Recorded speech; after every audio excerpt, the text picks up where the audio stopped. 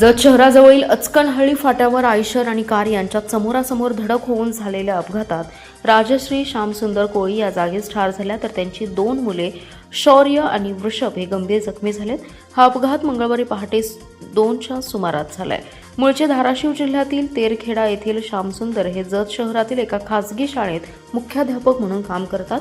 सोमवारी रात्री उशिरा ते गावाकडून जतला आपल्या पत्नी आणि मुलासह कारने येत होते. त्यांची कार शहराजवळील जत सांगोला मार्गावरील अचकनहळ्ळी फाट्यावर आली असता समोरून भरधाव वेगाने येणाऱ्या आयशरने जोराची धडक दिली.